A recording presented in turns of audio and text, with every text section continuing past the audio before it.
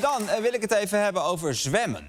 Want het gaat niet goed met de zwemvaardigheid in Nederland. We kunnen steeds slechter zwemmen. En we doen het ook bijna niet meer. Een paar jaar geleden zwom 70% van Nederland nog wel eens. En nu nog maar de helft. Dus dan zijn dit soort berichten ook niet verrassend. Steeds meer 60-plussers verdrinken. Mensen overschatten hun zwemvaardigheid. Ja, die boomers die proberen natuurlijk allemaal naar hun tweede huis in Frankrijk te zwemmen. Toch? Oh, afschaffing hypotheekrenteaftrek is zo onrechtvaardig. Maar het grootste probleem zit bij onze kinderen. Een probleem dat al langer speelt is dat een steeds grotere groep Nederlandse kinderen niet meer goed kan zwemmen. Ja, dat is inderdaad een groot probleem. Een heel groot probleem. Hier, het aantal kinderen zonder zwemdiploma is de afgelopen jaren verdubbeld. Wat is hier allemaal aan de hand? Waarom halen onze kinderen geen zwemdiploma's meer? En hoe kunnen we hier iets aan doen? Nou, daar gaan we induiken. Ik trek alvast mijn jasje uit en ik zet mijn badmuts op. Het is tijd voor...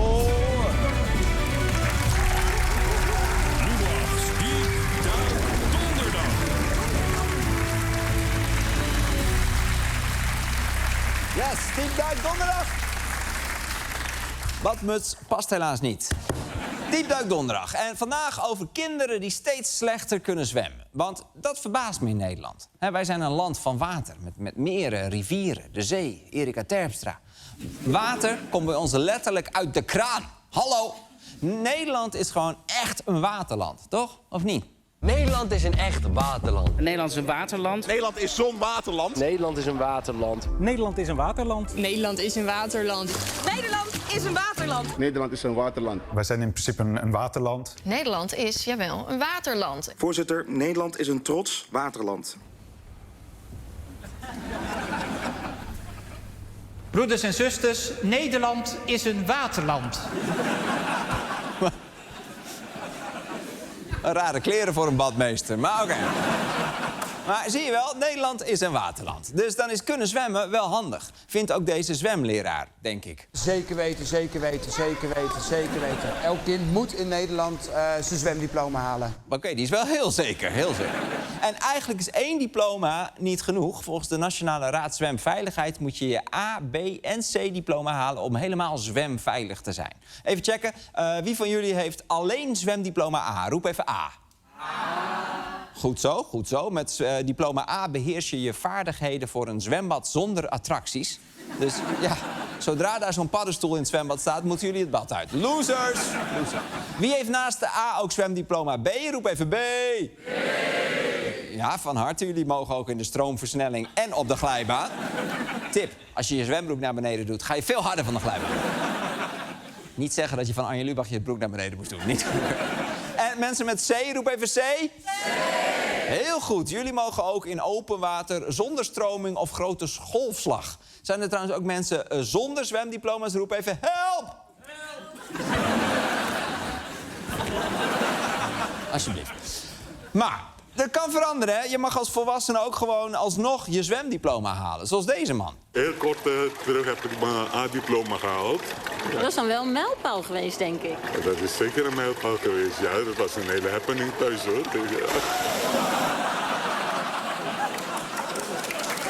Goed gedaan.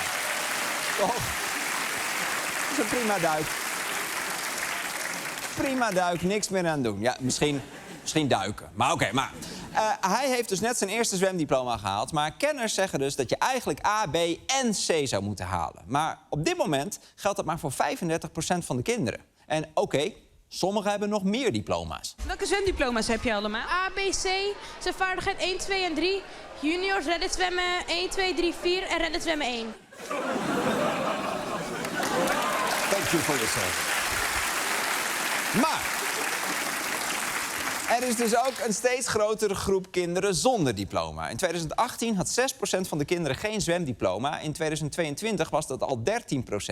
En het verschilt nogal uit wat voor gezin je komt. Want van kinderen van ouders met een migratieachtergrond haalt 18% geen diploma, omdat zwemles vaak niet zo in het systeem van de ouders zit. En als je kijkt naar kinderen uit de laagste inkomensgroep, daar heeft zelfs een kwart geen diploma. Dat is veel te veel, ja toch? Zeker weten, zeker weten, zeker weten, zeker weten. Ja, kinderen kunnen dus minder goed zwemmen dan vroeger. En dat is niet best, maar 100 jaar geleden was het nog veel erger. Dus begonnen sommige scholen toen met zwemles. Een grote vooruitgang is dan ook het schoolzwemmen.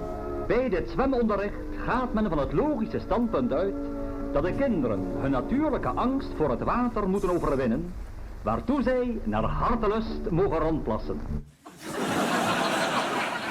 Naar hartelust rondplassen. Dit werd later het Marco Kroonbad. Die zwemlessen waren vroeger trouwens wel heel anders dan nu. Het Delftse Sportfondsenbad begon jaren geleden als eerste met massaal zwemonderwijs aan de lijn. 1, 2 en sluit. 1 en sluit. Ze zitten gewoon vast. Het zijn net van die tafelvoetbalpoppetjes, toch? Zou je er ook mee kunnen draaien? Kan het ook? Even kijken hoor. Wat is vet dit. Dat is echt cool dit. Maar schoolzwemmen was een groot succes. En in de jaren 60 werd het landelijk ingevoerd. Dus alle kinderen van Nederland kregen zwemles via hun school. Eind goed, al goed. Oh nee, want in 1985 werd het verplichte schoolzwemmen afgeschaft. Ik weet het zelf nog goed, want ik was toen 6 jaar. Dat ben ik. En ja, kapsel is nu weer hip. En ik was op dat moment aan het schoolzwemmen en ineens trok iemand me zo uit het water. En ik zei, wat is er? En toen zei hij, je moet eruit. De overheid betaalt schoolzwemmen niet meer. Gemeenten en scholen mogen vanaf nu zelf bepalen of ze het blijven aanbieden. En toen zei ik, oh, nou, dan zul je vast zien dat het een makkelijke bezuinigingsmaatregel wordt en dat bij een krappe gemeentebegroting de subsidie voor schoolzwemmen het eerst is wat sneuvelt, of niet, meneer de wethouder? 6 jaar, hè? 6 jaar. 6 jaar. Maar deze guy. Maar ik kreeg gelijk, want schoolzwemmen was dus niet meer verplicht. En toen begon het dit soort berichten te regenen. Landgraaf, het schoolzwemmen verdwijnt. Einde aan schoolzwemmen in Heerenveen. En schoolzwemmen afgeschaft in Nut. En dan denk ik, wat heeft dat nou voor zin?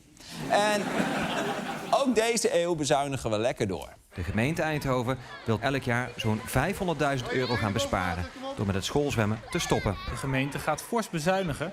En een van de slachtoffers is de zwemles op basisscholen. Door de bezuinigingen dreigt dit te gebeuren. Geen schoolzwemmen meer. Het is de allerlaatste keer dat de kinderen vandaag komen schoolzwemmen. En waarom is het de laatste keer? Omdat het volgend jaar niet meer doorgaat. En waarom gaat het niet meer door? Omdat het stopt. En waarom stopt het? Omdat het afloopt. En waarom loopt het af? Omdat we ermee uitscheiden. Ik kan hier eeuwig mee doorgaan, maar ik beëindig het nu even omdat ik ermee kap. Het blijft keihard gaan. In 2020 kon je nog in een derde van de gemeente schoolzwemmen. En dat is nu al gedaald naar 23%. Je hebt nog mazzelaars, bijvoorbeeld in Amsterdam. Daar biedt de helft van de scholen nog schoolzwemmen aan. Of in Alblasserdam. Daar gaan alle kinderen in groep 3 of 4 schoolzwemmen, zodat ze daarna zo snel mogelijk kunnen wegzwemmen uit Alblasserdam. En de gemeente Waterland, daar kan je ook nog schoolzwemmen. En dat snap ik, want de gemeente Waterland, dat is echt een watergemeente. Maar in heel veel andere gemeenten moeten ouders het zelf regelen. En dan heb je een paar uitdagingen. Ten eerste, zwemles is duur.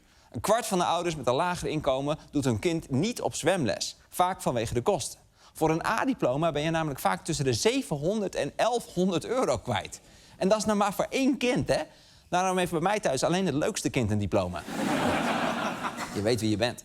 En in bijna alle gemeenten kun je financiële hulp aanvragen voor zwemles, maar dat blijkt vaak ingewikkeld. En de vergoeding verschilt nogal per gemeente.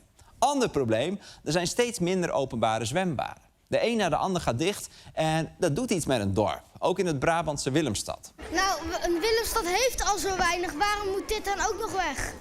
Ja, toch. De kroeg is al dicht, het casino. De Rossenbuurt stelt ook niks meer voor. Waar moet ik nog heen? En nog iets, er is ook een groot tekort aan zweminstructeurs, want die kunnen steeds vaker niet fulltime werken. De werktijden zijn natuurlijk altijd na schooltijd en in het weekend.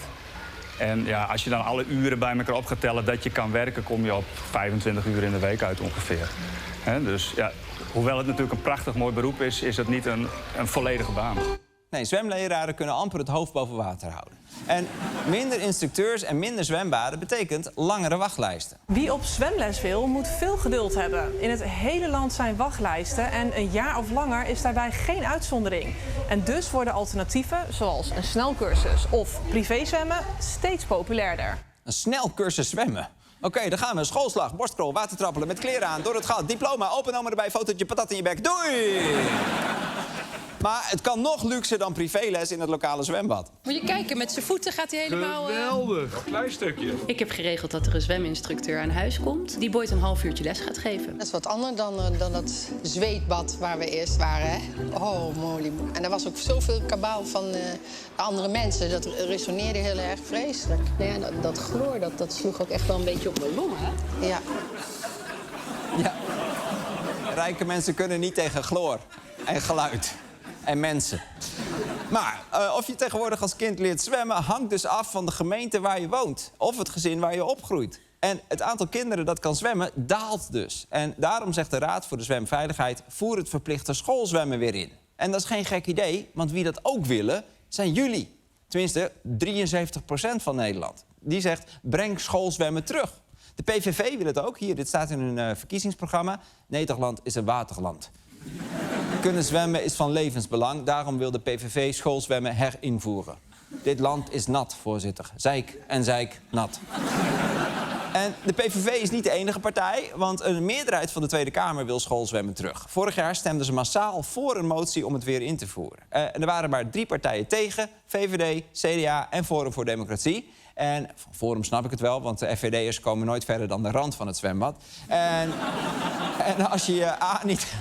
Er zijn mensen echt zo... Die doen dit. En als je je A niet hebt gehaald, mag je ook geen zwembroek aan. Sorry. Dus de Kamer wil de schoolzwemmen terug, maar het kabinet schoof, zei begin dit jaar... gaan we niet doen, schoolzwemmen is duur en tijdrovend. Dat is grappig, net als het kabinet schoof. Nou, ze hebben het laten onderzoeken en schoolzwemmen zou de overheid jaarlijks 145 miljoen euro kosten. En dat is veel geld, maar ouders hoeven dan niet meer zelf zwemles te regelen. En dat kan ze tot 177 miljoen euro opleveren. En dat niet alleen, de ouders hebben ook nog veel tijd over... waarin ze kunnen bijdragen aan de Nederlandse economie. En die tijd is misschien wel €500 miljoen waard. Wat we nu in het zwembad mieteren. Schoolzwemmen is veel efficiënter. Maar het kabinet zei ook nog dat het scholen extra tijd kost. En dat klopt natuurlijk. Dat ondervond ook deze schooldirecteur in Hardingsveld, Giessendam. Wij zoeken ook naar onderwijstijd. En dan blijkt dat er best veel tijd gaat zitten op zo'n morgen... met de bus naar het zwembad, aankleden van de kleuters en weer uitkleden... of uitkleden en aankleden.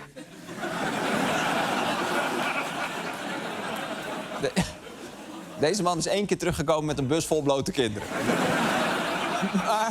Maar hij staat hier niet alleen in. Veel schoolleiders hebben geen zin in verplicht schoolzwemmen... omdat ze er dan weer een taak bij krijgen. En dat snap ik, maar het is wel een hele belangrijke taak.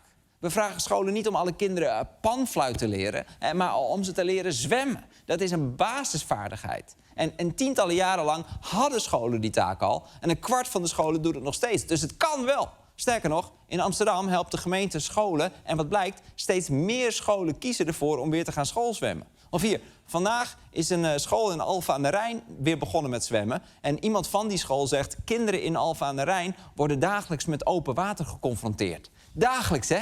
Pas op, jongens, de Maas. Ik weet niet waar Alphen aan de Rijn ligt. Trouwens, weet je wie schoolzwemmen ook leuk vinden en belangrijk? Kinderen. Wat vind jij van schoolzwemmen? Op zich wel leuk gewoon. Waarom? Nou, kijk, het is ook gewoon voor onze eigen veiligheid. Precies. Dit zie je trouwens vaker. Kinderen praten heel volwassen naast een zwembad. Het is een lekker weertje, 20 graden of zo. En ik zie veel gezelligheid. Iedereen is met elkaar bezig. Dat vind ik wel leuk om te zien. Ja, ik zie gewoon veel gezelligheid. Ja, ik denk dat je gewoon een hele goede zwemles draait.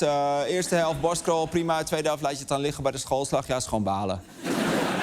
En ook voor kinderen die hun diploma al hebben... is schoolzwemmen heel nuttig, want kinderen verleren zwemmen heel snel. Het is iets anders dan fietsen. Of het meerappen van La Tribu de Dana van Manot. Dat verleer je niet. Wat? Geloof je niet?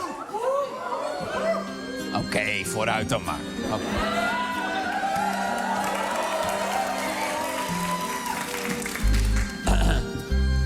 Le vent souffle sur les plaines de la Bretagne à mort et quand je jette un dernier regard sur mon femme, mon fils et mon domaine.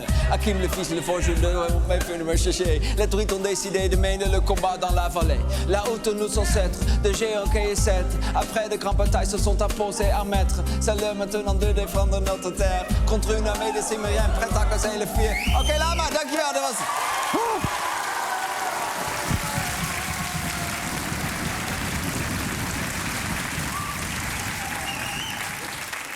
RTL Tonight, wacht maar lekker! Je moet blijven zwemmen, want, check dit. Na 1,5 jaar zijn kinderen bijna de helft van de vaardigheden voor zwemdiploma B verleerd. Sommige basisscholen geven daarom zelfs in de hogere groepen nog een vorm van zwemles. En dat noemen ze dan natte gymles. Klinkt goor, maar dat betekent dat ze in plaats van gymles naar het zwembad gaan om hun zwemvaardigheid bij te houden. En in Twello pakken ze het helemaal goed aan. Daar wordt zelfs op een middelbare school nog gezwommen. Hoe is dat voor de kinderen? Deze brugklassen zijn de enige in Nederland die zwemmen als extra vak hebben op de middelbare school. Ja, gewoon, je moest het ook al allemaal dingen doen en nu moet je nog steeds dingen doen. Ja, je moest net dingen doen en nu nog steeds. Welkom in het leven, jongen. Ja, That's life. That's life.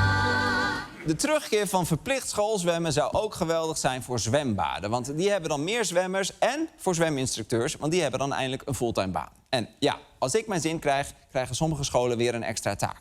En daar moeten ze dan ook het geld voor krijgen. Maar verder is het geweldig voor ouders, kinderen en de economie. Zwemmen is een basisvaardigheid en iedereen heeft het recht om niet te hoeven verdrinken. Dus breng schoolzwemmen terug. En tot zover.